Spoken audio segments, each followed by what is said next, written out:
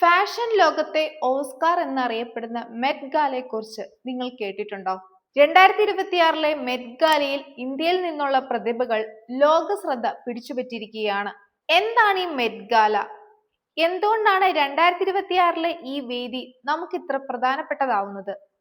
കേരളത്തിന് മെറ്റ് ഗാലയുമായി എന്താണ് ബന്ധം? നമുക്ക് ഡിസ്കസ് ചെയ്യാം. Welcome back to Signet Style house.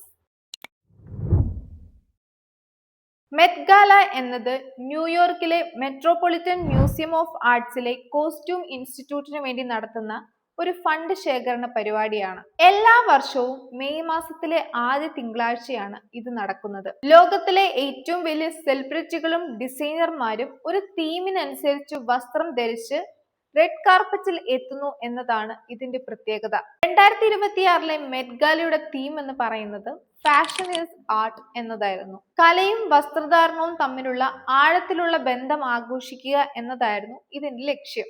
ന്യൂയോർക്കിലെ മെട്രോപൊളിറ്റൻ മ്യൂസിയം ഓഫ് ആർട്സിലാണ് ഈ പരിപാടി നടന്നത്. ഇനി കേരളവും മെറ്റ് ഗാലയും തമ്മിലുള്ള ബന്ധം എന്താണെന്ന് നോക്കാം. ചേർത്തല ആസ്ഥാനമായി പ്രവർത്തിക്കുന്ന നെയ്ത്ത് ബൈ എക്സ്ട്രാവീവ് എന്ന ബ്രാൻഡാണ് കഴിഞ്ഞ കുറച്ചു വർഷങ്ങളായി മെറ്റ് ഗാലയ്ക്കായിട്ടുള്ള റെഡ് കാർപ്പറ്റ് ഒരുക്കുന്നത്.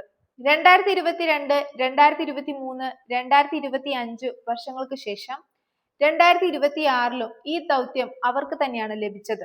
90 ദിവസം എടുത്തിട്ടാണ് ഈ കൂറ്റൻ കാർപ്പറ്റ് നിർമ്മിച്ചിരിക്കുന്നത്. ചേർത്തലയിലെ ഏകദേശം 500ഓളം തൊഴിലാളികളാണ് ഇതിനു പിന്നിൽ പ്രവർത്തിച്ചിരിക്കുന്നത്. മഡഗാസ്കറിൽ നിന്നുള്ള പ്രീമിയം സിസൽ നാരുകൾ ഉപയോഗിച്ചാണ് ഇത് നിർമ്മിച്ചിരിക്കുന്നത്. ഫാഷൻ ഈസ് ആർട്ട് എന്ന തീമിന് അനുയോജ്യമായ രീതിയിൽ ഗാർഡൻ ഇൻസ്പയർഡ് സ്റ്റോൺ പാത്ത് രീതിയിലാണ് ഇതിന്റെ ഡിസൈൻ ചെയ്തിരിക്കുന്നത്. ലോകത്തിലെ ഏറ്റവും വലിയ ഫാഷൻ ഷോയിൽ ലോക പ്രശസ്തരായ സെലിബ്രിറ്റികൾ നടന്നു നീങ്ങുന്നത് നമ്മുടെ നാട്ടിലെ തൊഴിലാളികൾ നെയ്തെടുത്ത് റെഡ് കാർപ്പറ്റിലൂടെയാണ് എന്നുള്ളത് ഒരു ചെറിയ കാര്യമല്ല. ആലപ്പുഴയുടെ പരമ്പരാഗത കയർനെയ്ത്ത് വ്യവസായത്തെ ആഗോള ലക്ഷറി ഫാഷൻ രംഗത്തേക്ക് എത്തിക്കാൻ ഇതിലൂടെ സാധിച്ചു. ചുരുക്കത്തിൽ മെറ്റ് ഗാലയിലെ തിളങ്ങുന്ന വസ്ത്രങ്ങൾക്കൊപ്പം റെഡ് കാർപ്പറ്റിലും ഒരു മലയാളി ടച്ച് ഉണ്ടെന്ന് അഭിമാനത്തോടെ പറയാം. ഈ വർഷം ഇന്ത്യയിൽ നിന്നുള്ള പ്രമുഖരുടെ സാന്നിധ്യവും അതിശയിപ്പിക്കുന്നതായിരുന്നു. ഇഷ അംബാനി ലിവിംഗ് ആർട്ട് എന്ന ആശയത്തിൽ നിന്നാണ് ഡിസൈനർ ഗൗരവ് ഗുപ്ത ഈ ഡ്രസ് ഒരുക്കിയത്. ഒരു ജ്വല്ലറി ഇൻട്രിക്കേറ്റഡ് ബ്ലൗസ് സെറ്റ് ആണ് കൊടുത്തിരിക്കുന്നത്. അതും നിത അംബാനിയുടെ പ്രൈവറ്റ് കളക്ഷനിൽ വരുന്ന 1800 ക്യാരറ്റ് ഉള്ള ഡയമണ്ട്, കുന്തൻ, പോൾക്കി അതുപോലെ തന്നെ എംബ്രാൾഡും യൂസ് ചെയ്തിട്ടുണ്ട്. ബ്ലൗസ് പെയർ ചെയ്തിരിക്കുന്നത് hand woven gold tissue sari വെച്ചിട്ടാണ്. ഇതിന്റെ ബോർഡേഴ്സ് എല്ലാം അജന്ത ഫ്രെസ്കോസിൽ നിന്നും ഇൻസ്പിറേഷൻ ഉൾക്കൊണ്ട് സ്വദേശിലെ ആർട്ടിസൻസ് ആണ് ഹാൻഡ് പെയിന്റ് ചെയ്തിരിക്കുന്നത്. ഈ ലുക്ക് കംപ്ലീറ്റ് ചെയ്യാൻ വേണ്ടി ഒരു ഗോൾഡ് ടിഷ്യൂ കേപ്പും ഡിസൈനർ കൊടുത്തിട്ടുണ്ട്. ഇഷ അംബാനിയുടെ ഈ ലുക്കിൽ നിങ്ങൾക്ക് ഒരു മാംഗോ കൂടെ കാണാൻ പറ്റും, which was the talk of the town. 1200 hours with ഒരു 50 ആർട്ടിസൻസ് ആണ് ഈ ലുക്ക് കംപ്ലീറ്റ് ചെയ്യാൻ വേണ്ടി എടുത്തത്.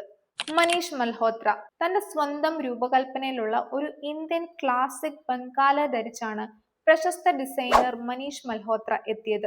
മുംബൈ നഗരത്തോടുള്ള ആദര സൂചകമായി ചെയ്ത ഈ ഡിസൈനിൽ ദൂറി, സർദൂസി, ചിക്കൻകാരി വർക്കുകൾ നിങ്ങൾക്ക് കാണാൻ കഴിയും. 50 ആർട്ടിസൻസും 960 അവേഴ്സും അധ്വാനിച്ചിട്ടാണ് ഈ ഡ്രസ്സ് നിർമ്മിച്ചിരിക്കുന്നത്. ഈ ഡ്രസ്സിന്റെ ഏറ്റവും വലിയ ഹൈലൈറ്റ് എന്ന് പറയുന്നത് ആർട്ടിസൻസിന്റെ സ്ട്രക്ചർ ആൻഡ് അവരുടെ നെയിം ഇതിനകത്ത് ഇൻകോർപ്പറേറ്റ് ചെയ്തിട്ടുണ്ട് എന്നുള്ളതാണ്. കരൺ ജോഹർ പ്രശസ്ത ചിത്രകാരൻ രാജാ രവിവർമ്മയുടെ ചിത്രങ്ങളിൽ നിന്നും ഇൻസ്പിറേഷൻ ഉൾക്കൊണ്ടാണ് പ്രശസ്ത ഡിസൈനർ മനീഷ് മൽഹോത്ര ഈ ഡ്രസ്സ് കരൺ ജോഹറിന് ഡിസൈൻ ചെയ്ത് കൊടുത്തിരിക്കുന്നത്.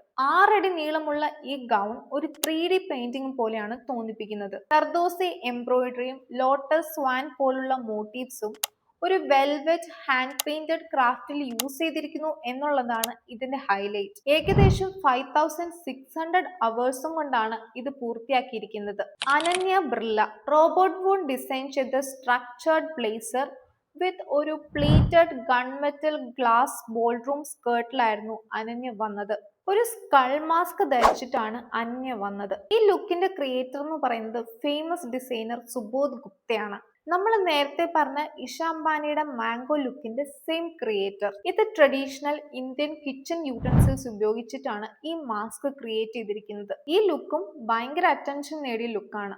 എന്റെ കുറച്ച് ഇഷ്ടപ്പെട്ട അല്ലെങ്കിൽ ഇൻട്രസ്റ്റിംഗ് ലുക്കാണ് ഞാൻ ഇവിടെ പറഞ്ഞത്. സോ ഫാഷൻ എന്ന് പറയുന്നത് വസ്ത്രധാരണം മാത്രമല്ല, നമ്മുടെ പാരമ്പര്യത്തിന്റെയും കലയുടെയും ഒരു അടയാളം കൂടിയാണ്. നൂറുകണക്കിന് കലാകാരന്മാരുടെ മാസങ്ങൾ നീണ്ട അധ്വാനമാണ് നമ്മൾ ആ റെഡ് കാർപ്പറ്റിൽ കണ്ടത്. സോ ഈ വീഡിയോ നിങ്ങൾക്ക് ഇഷ്ടപ്പെട്ടിട്ടുണ്ടെങ്കിൽ ലൈക്ക് ചെയ്യുക, ഷെയർ ചെയ്യുക, സബ്സ്ക്രൈബ് ചെയ്യുക. ഞങ്ങളുടെ ഇൻസ്റ്റാഗ്രാം, ഫേസ്ബുക്ക് പേജുകൾ ഫോളോ ചെയ്യുക. ഇതുപോലുള്ള ഇൻഫോർമേറ്റീവ് വീഡിയോസ് ഒക്കെ ആയിട്ട് നമുക്ക് വീണ്ടും കാണാം. ബൈ.